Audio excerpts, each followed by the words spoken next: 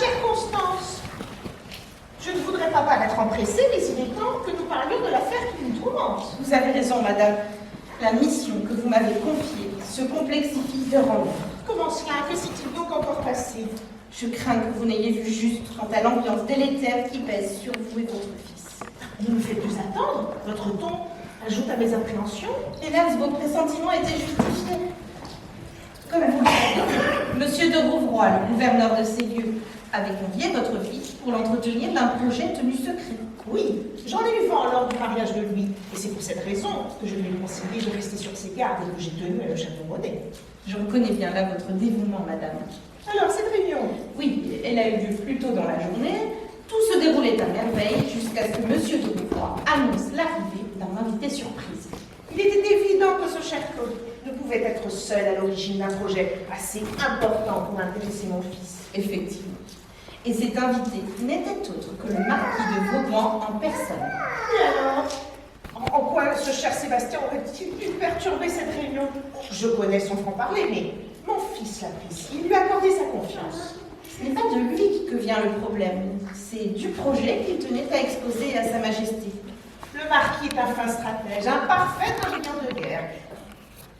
Ne me dites pas qu'un conflit ouvert se prépare. Non, non, n'ayez crainte, au contraire. Le marquis avait habilement conçu un plan visant à renforcer les frontières du royaume, qu'il juge à raison trop exposées.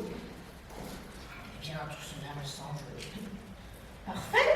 Alors pourquoi voulez-vous que la situation s'envenime? Tout simplement parce que les plans détaillés du marquis, sur lesquels figurent clairement tous les points faibles du royaume, ont été dérobés aujourd'hui même. Mon Dieu, c'est une catastrophe.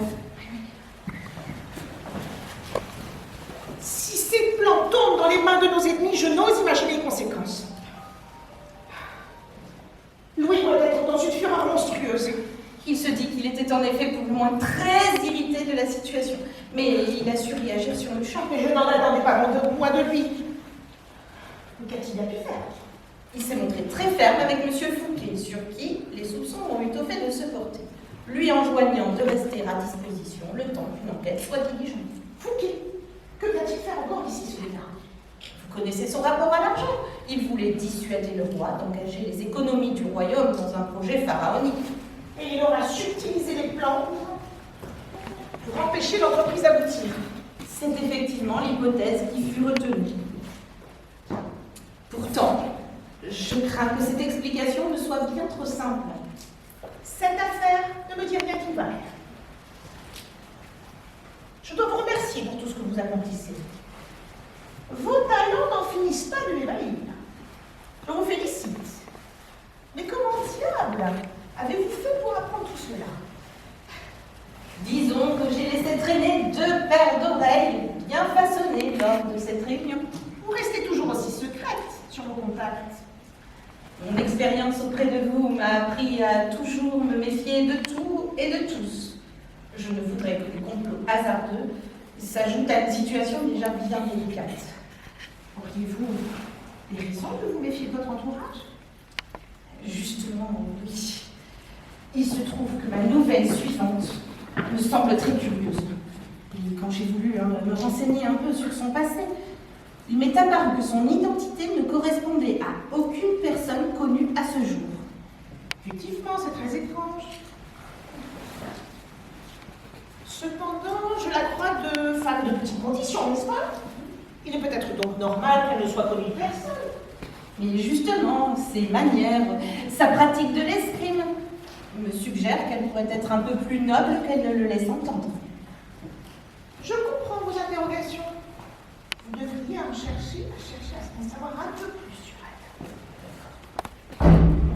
Oh, quelqu'un vient? Ce doit être elle.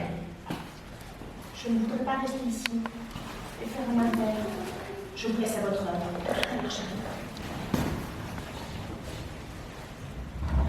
Voilà! Ah, enfin vous voilà! Je vous ai cherché partout, vous restiez introuvable. Marie, je vous attendais. Nous allons enfin pouvoir croiser le fer.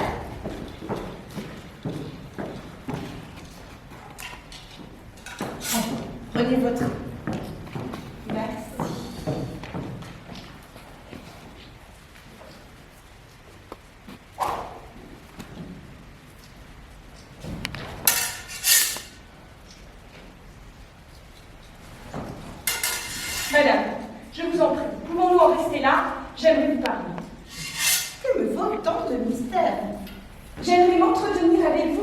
sentiments qui me rongent, et je ne sais vers qui me tourner. Des sentiments? Y aurait-il un garçon dans votre histoire? Oh, je suis confuse et tout ceci me gêne.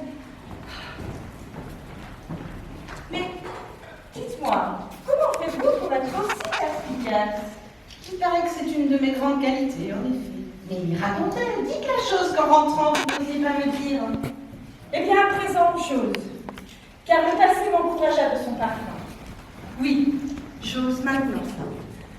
Voilà. J'aime quelqu'un. Ah, Il ne le sait pas. Pas encore, d'ailleurs. mais qui va bientôt le savoir s'il l'ignore.